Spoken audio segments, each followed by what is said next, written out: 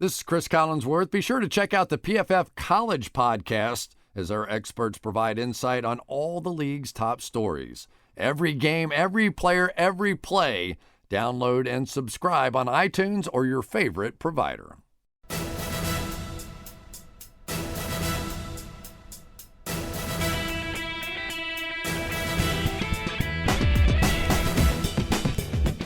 Hello and welcome back to the PFF podcast. It is post-Christmas. We have all had our holiday cheer and had our fill of families. Mike, good Christmas?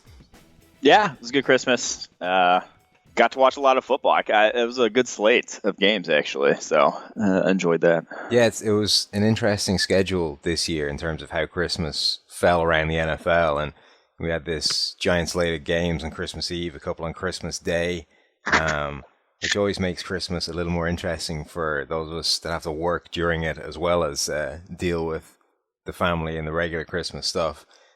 This was a chaotic week because, you know, the games themselves were no kind of better or worse than any other week, but we had some major players go down, which has some pretty massive playoff implications. We lost two quarterbacks, and obviously quarterbacks are the one position that changes everything. The quarterback goes down, all bets are off. And we had two potential playoff sides lose their quarterback in Tennessee Titans with Marcus Mariota going down and the Oakland Raiders with Derek Carr going down. Both, I think, to broken legs. I'm not sure if they broke the same bone or not. But what do you make to that? What does that do to both these sides for a start? Well, it's amazing to me that Carr went down. I think he was only hit once in that game, and has one of the best pass protecting offensive lines in the entire NFL. That Raiders offensive line has been fantastic this year. And two, he translates pressure to hits and sacks at one of the lowest rates in the NFL. I think he's fourth in terms of, pressure when it comes, that ending up with him on the ground. And the fact that flukily, Donald Penn gives up his very first sack of the season, and it's the one that breaks Carr's ankle, ends their season, realistically, is just, you're a Raiders fan. You have a right to be pretty pissed off right now because pure dumb luck, your season just ends on, a play that the game was kind of out of hand at that point. You still should be in there, but it just meant nothing at that point. That's the big thing. So let's get your take on that first. I saw people saying that with the score the way it was, Carr shouldn't have even been out there. They should have had him on the bench, and this never should have happened because he shouldn't have even been exposed to this hit. You don't buy that. You think that it was still close enough that Carr should have been out on the field, and it was just unlucky. Yeah, I think it was still close enough. And I think you just, you still play like we saw from the Cowboys. You still play the games out. You don't play scared, basically. If you're playing scared and coaching scared, it kind of emanates through the rest of the team if you're going to do that. So I think you play it like you want to win, like it's any other game of the season, like it's a playoff game. And if it's week 17 and you already have stuff locked up, good. But this is week 16. It's still, there's still something to play for. I think I can't blame them for getting him out there. It just, fluky as it gets. There's definitely something to, I think, getting to a point in garbage time where the game is in control and you get your best players off the field. There's no point in exposing them to these additional hits. But you have to be very, very sure that the game is won at that point. I think Green Bay at one point this year did that, where they pulled their starters early in the fourth quarter, I think, and then suddenly that game became kind of close again. And you get this horrible situation where you have to start thinking about putting the starters back on the field, having left it to the backups, and kind of restart the whole process, and that can get ugly in a hurry. No, and I just think when it occurred so early, they still only end up winning by a touchdown. It wasn't. Yeah. They had to get a play there at the end by Amari Cooper, a fantastic catch right at the end to even finish out that game. Indy still had a chance right down to the end. So, the game still means something for them. They still are playing for, that first round bye, even next week. So I can't fault them at all there. It's just, again, complete fluke. The numbers in that Oakland, the Derek Carr thing are just insane. I mean, typically, quarterbacks get under pressure a reasonable amount in a game, and any one of those hits can take the guy down. But Derek Carr was pressured twice in the entire game. the Colts defense only hurried him twice. One of them was a sack, and one of them broke him and put him out of the game. And like you said, Donald Penn, that's the first sack that Donald Penn has given up in the entire season. So you're talking, that's part of the thing that, we try and kind of make everyone know is that, even Joe Thomas or Tyron Smith, everybody gives up hits. Everybody. There's no perfect pass protector in the NFL. Every single player is going to give up a sack at some point, probably. He's going to give up a hit, definitely, at some point. And any one of those hits can be the one that takes your quarterback out of the game. It can be the first hit. It can be, the guy can go through 20 of them and be fine. But eventually, your quarterback is going to get hit. And this is a perfect case study of the fact that it can be the first hit. It doesn't have to be a cumulative total of, a weight of contact coming down on this guy over the course of a game. It can be the very first time the guy is hit, something just happens. It's an unlucky way of landing or getting legs caught, and your quarterback's down.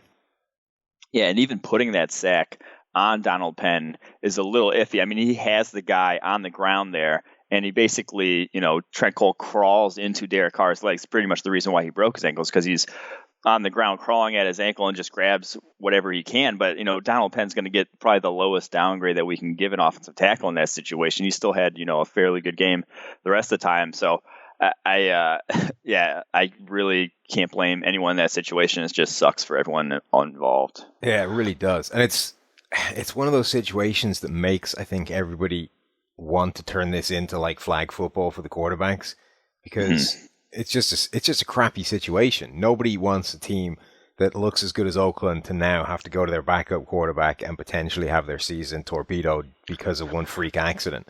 But at the same that's how the rule got changed in the first place, right? Because Brady in 2008, whatever. Basically their season gets ended by freakish play, and it's up in arms. I'm not sure I'd protect them any more than what they already get, because it seems there are some, like we talked about, ad nauseum in this podcast before, there are a ton of flags that we feel are undeserving already. But yeah, you feel for every Raiders fan out there. How have they got any hope with Matt McGloin at quarterback? I mean, is this the season done already, or is there a glimmer of hope given that offensive line, given the weapons around them, given the talent on defense, even if that defense seems to continually somehow play below the standard of its talent? Now, they could win a game depending on who they play, just because considering, the talent that is in the AFC, who is going to be making, the Dolphins have a backup quarterback as well. The Texans have a backup quarterback. If one of those sneaks through and they get to play them, that could very well, they could very well sneak one of those games out. But talking about them beating the Chiefs or the Patriots to this point, or the Steelers, that just seems incredibly unlikely. What about Tennessee? They lost Marcus Mariota, another guy down with an ankle injury. Just, caught from behind, ankle got twisted up under the tackle and man down. He at least was under pressure a little bit more than Derek Carr. He was under pressure 9 times in the course of the game. But again, it's not exactly the largest volume we've ever seen, and it was a case of trying to outrun a guy chased down from behind and caught. But Tennessee is a team, again, both these teams seem kind of well set up to deal with the loss of quarterbacks. It's not like, these teams where the quarterback is everything. Tennessee can at least run the ball well. Again, have a pretty good offensive line. Again, the defense is not exactly going to make up for anything, but are they screwed again, or have they got any glimmer of hope? Well, Tennessee, they're already eliminated from playoff contention. That's a good point. So they are in fact screwed. So they are screwed, yes. But also, I think it is worth noting Tennessee. So Marcus Mariota goes down, Derek Carr goes down. We saw Tony Romo go down. These are 3 of the best offensive lines in football. At one point, Ben Roethlisberger went down. So those are 4 teams within the top 10 of our pass blocking efficiency who've had their quarterbacks injured this year. Chicago as well, actually. Chicago's in the top 10. So that's half of the top 10 in terms of pass blocking efficiency that have their quarterbacks, injured for the rest of the season. That's just crazy to me, like how random football can be and how much the quarterback position matters. Just that, it doesn't matter if you build this wall around them. They're still gonna get hit. They're still gonna be football players. And if random luck does occur and you get screwed on it, your season could go in the tank. And that's the perfect point of this. It can be any one hit. It doesn't matter how well you pass protect your quarterback. You can hook him up with the 5 best pass blocking offensive linemen in the entire league. At some point in the game or at some point in the season, he's still going to get hit and he's still going to go down. And any one of those hits can be the one that ends the season. Alternatively, you can have a guy on whom pressure is raining down upon. Andrew Luck or Eli Manning, guys that are Philip Rivers, Russell Wilson, guys that are just under a constant deluge of pressure, and he may make it through the entire season without going down. The guy might get hit, knocked down 50 times over the course of the year, and none of those hits can be the one that knocks him out of the game. He can keep going. So it's one of those things of, it's where you get this divergence in attitude between, say, the Cowboys and the Seahawks. The Cowboys who have invested a huge amount of resources into this offensive line to build them the best offensive line in the NFL. The Raiders as well, actually, ironically enough, albeit through free agency as opposed to the draft. Huge investment in the offensive line to try and give them the platform and your down quarterbacks. And on the other hand, you get the Seahawks who've invested $58.95 in their offensive line. That might be a little high estimate there. But. And it's terrible. I mean, it's useless. It's an utter atrocious mess, that offensive line.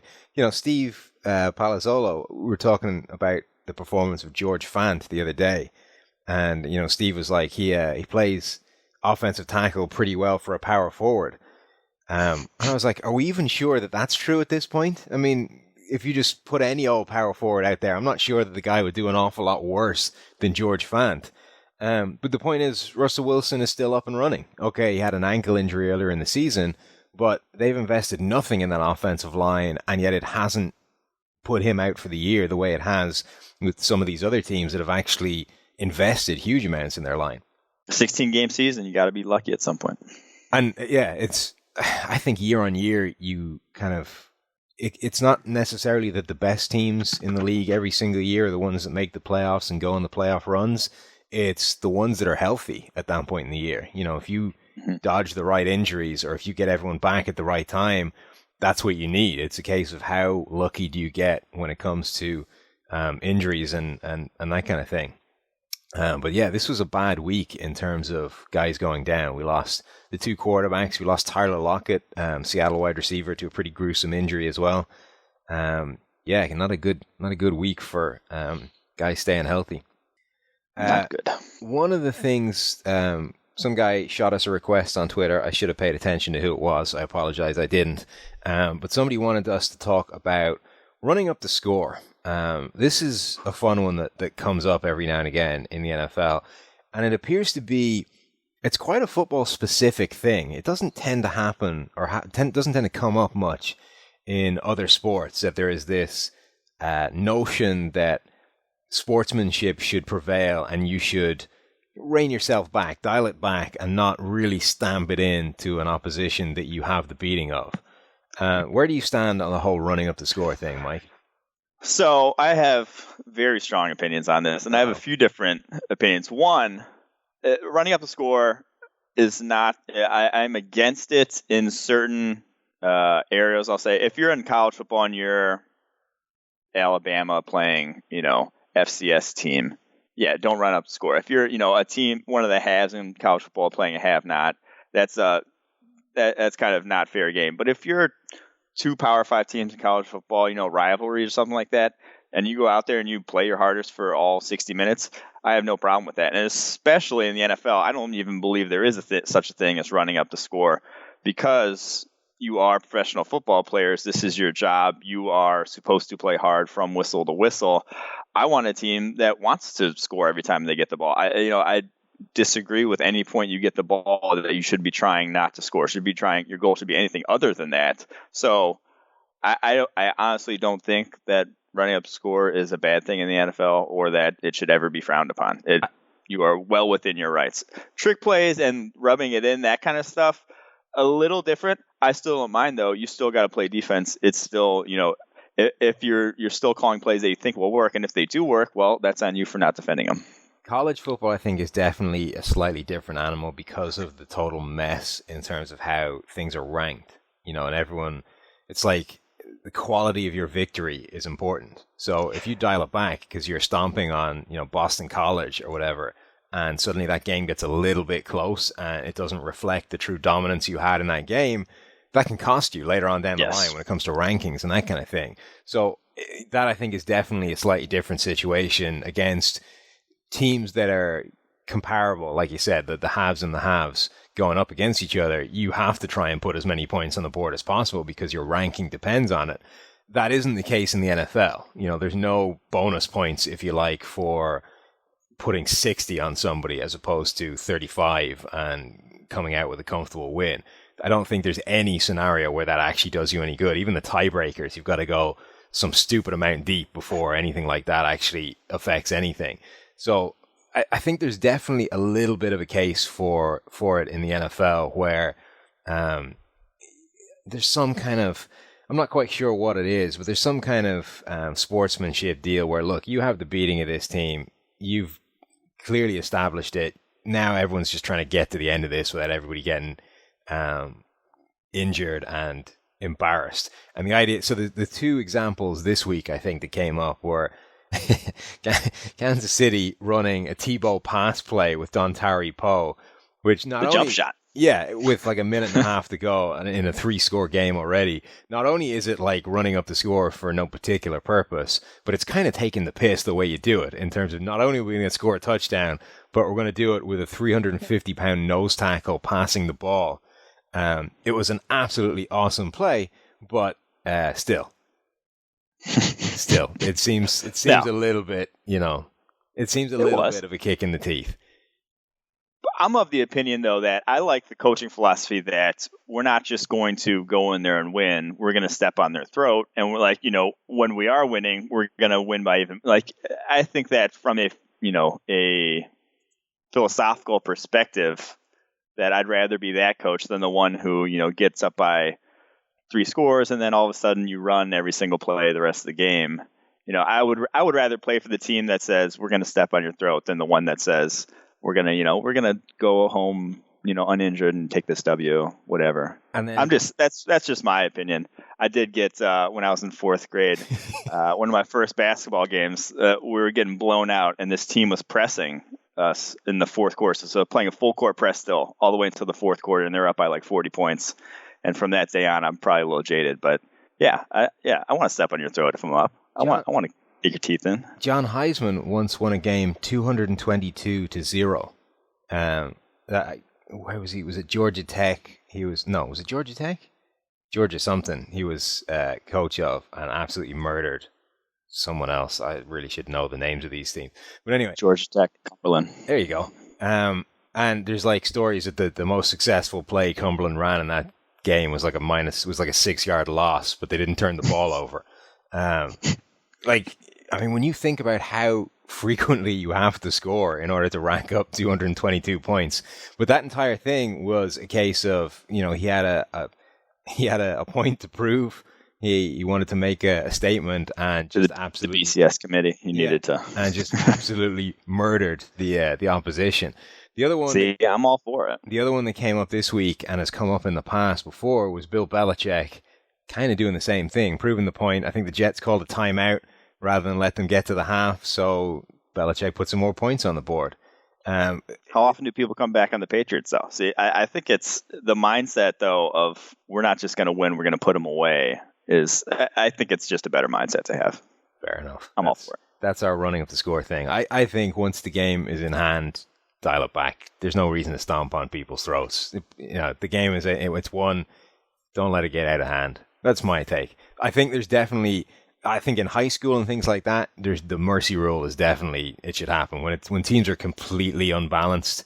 Then that's ridiculous. Like there's no point in stomping down the 222-0 thing.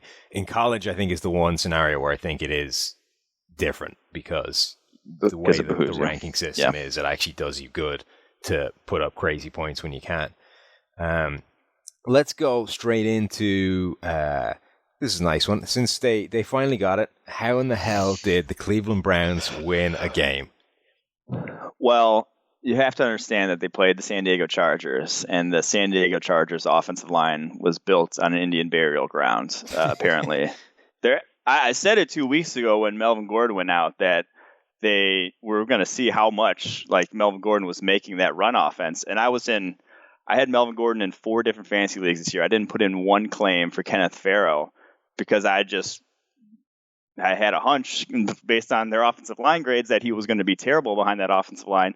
And well, even against the Browns, they ran for about 2 yards a carry. So against one of the worst run defenses in the NFL, you only get 2 yards per carry. Like, that offensive line is a nightmare. They keep investing in it. They keep trying to address it. And obviously nothing has ended up working. And that's what came back to haunt them in this one. Obviously, Lambeau missed the 2 kicks at the end, but the game should not have been that close if you're the Chargers and you're playing an 0-14 team. But yeah, the Browns ended up winning it. Not really. I'm pretty surprised, to be honest, but especially with RG3 at quarterback. But that's the big thing. A lot of it had a lot to do with the Chargers, and not really as much as the Browns playing a great game or anything. This game was annoying because I've said all the way through the year that I think the Browns are going to get a win from somewhere, but I just gave up trying to find it after I picked them a couple of times. I think I picked them to beat the Bengals one week. You did pick them a lot. I don't think I picked them a lot, but I picked them 2 or 3 times. Like 4 times. No, it was like 2 or 3, maybe 3. And then they didn't win any of them, and I gave up looking for it. I was like, look, they're probably going to win somewhere, but I'm done. I'm not trying to find it anymore because every time I do, they lose by a touchdown. But that defense played pretty well against that wretched Chargers offensive line. Pressure from all over the shop. We were talking about how little the Indianapolis Colts were able to pressure Derek Carr just twice in that game. The Phillip Rivers was under pressure 19 times in the course of that game on 47 dropbacks. But it wasn't just the volume of pressure, because those 19 pressures, there were 26 total pressures for the Browns. So like multiple guys were getting pressure on the same play. It was just raining down upon Rivers, and he was supposed to do all that by himself. And obviously wasn't quite able to get it done. Yeah, RG3 still looks pretty terrible. Did make the occasional nice play in terms of taking off and picking up some yardage on the ground, but that was about it. And then this game also featured one of the most ridiculous plays I've seen was Denzel Perryman almost destroying his teammate on, I'm not sure what it was a circle pivot type route to Duke Johnson or something over to Duke Johnson over the middle. Perryman comes in, lowers his head, launches himself, misses Johnson entirely, and takes out the safety trailing behind him who's about to make the tackle. Like, if this is about player safety and you want to eliminate the reckless, dangerous head-involving tackles to the game, should he not get flagged 15 yards for that, even though it was on his teammate? Well, his strike zone was still pretty low. I mean, like, he was still going low. It's just his teammate was also very low. But he did lead with the crown of his helmet. I mean, he actually launched himself like a torpedo towards whatever was in front of him. I think to the bigger point is that he launched himself at a defenseless receiver and couldn't even hit him. I think it speaks to the bigger point of how guys really can't control where they hit a receiver, and that he actually missed him altogether. Well, he's going at a defenseless receiver and can't even hit him. You certainly can't at all. Yeah, you certainly can't control it when you put your face towards the ground and just launch yourself blind towards something in your that was ahead of you at one point. But what I'm saying is that if that connected with Duke Johnson, that's an immediate 15-yard penalty, unnecessary roughness, hitting a defenseless receiver. Should it matter that he missed him? Okay, maybe if he missed everything and just ended up face first in the turf. Well, that was my thing. I think they kind of called that in which game was that they called the Vikings game? I think it was Sendejo went kind of high on the touchdown to Richard Rodgers, went high, didn't really make contact with him, but he launched high and they still flagged it. I'm of the opinion that, if you launch high, they should still flag it. But I think that one, he wasn't really launching high. He was launching within the strike zone, but just crazy recklessly. Yeah, but So I I mean, don't think it should be flagged. it's one of those deals where there's a couple of different elements to it. You can either launch high, going up towards the receiver's head or neck area, or just launching with the crown of your helmet is supposed to be, a Okay. penalty these days. So if you face down, just torpedo yourself head first towards somebody, that's supposed to be a flag as well. So I'm kind of the opinion that it shouldn't matter that it was his own teammate he took out. If that's the kind of reckless play you want to eliminate from the game, you should be eliminating it. You should flag the guy, even though No, I it was his completely own guy. agree. Intent, they do need to do a better job of intent over, actual result. Yeah, and that would lead to the frankly hysterical notion of a guy getting flagged 15 yards for taking out his own teammate, tacked on to the end of the play that was already significantly longer than it would have been if you just made the tackle in a routine manner. I'm actually hugely in favor of that coming in just for that ridiculous possibility. What about hot takes, Mike? Have you got a hot take for us this week? I do, but I'm kind of eschewing hot takes. I'm going to call this one reality check. Uh-oh. And it's Matt Ryan is easily the MVP. There's no, I don't know how there's a debate right now. It's insane to me that how he's getting so kind of under the radar, slept on what he's done. Like, people are talking about Zeke Elliott for MVP, Dak Prescott for MVP. Like, I don't think people realize the kind of season Matt Ryan's having at the moment. I just it's insane to me that that he's not the hands down MVP at this point. Well, as we know, I hate the MVP and everything it stands for, and I'm delighted to say that PFF will not be giving out an MVP award this year because I won the argument to say that it was stupid. And we will be doing the Best Player Award instead, which is frankly what the MVP award should be. But I agree entirely that you cannot give the MVP to anybody on that Dallas team because you can't tell me where the credit deserves to go on that offense. And the bottom line is it deserves to go to all of them. The notion that the Dallas offensive line doesn't deserve any credit because a year ago they went 4-12 is ridiculous. One, it is not the same offensive line from a year ago because Ronald Leary came in and upgraded at guard. Two, even if it was, just because they're better this year at quarterback and running back, doesn't mean it's all down to the awesome of Zeke and Dak. It's a large part of the fact that it's not Darren McFadden and Matt Castle. There's a lot of distance to travel between the utter disaster that is those two guys and MVP for the two guys that have come in. So the offensive line definitely deserves a huge amount of the credit. But also, how do you apportion the credit between Zeke Elliott and Dak Prescott? Both those guys are having fantastic seasons.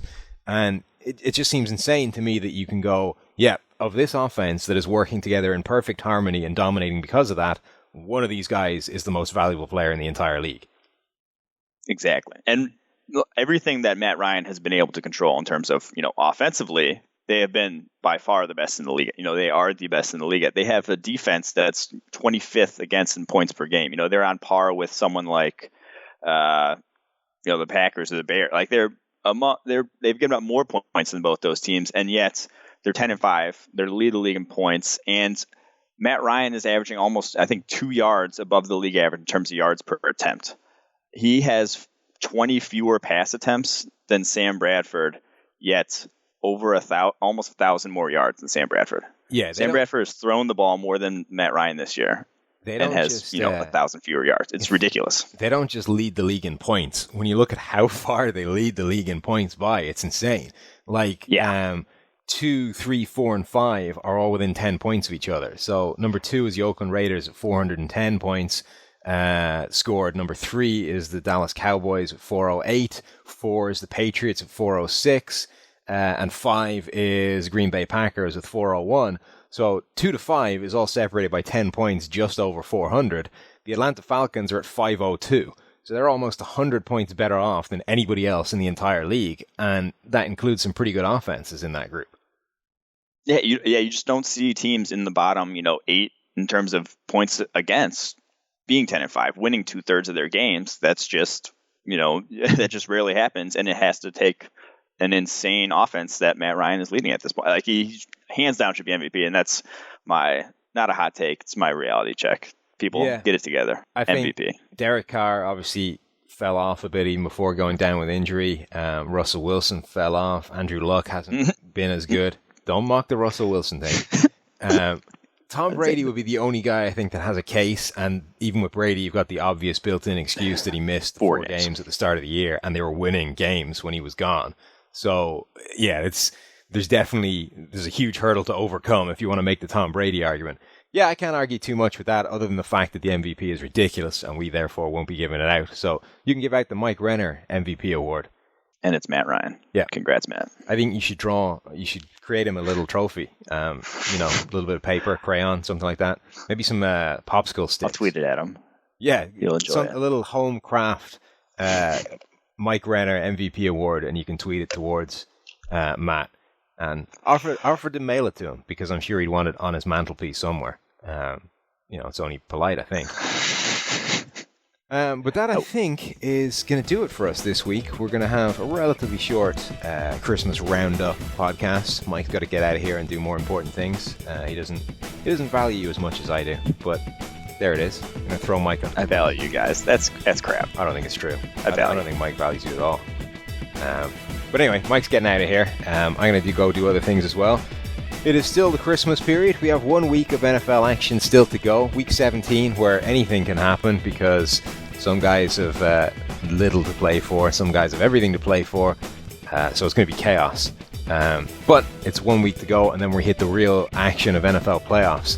As always, if you go to iTunes, write us a review, 5 stars. If you leave your Twitter handle in the review, we will get to one winner and award them some PFF subscription goodies.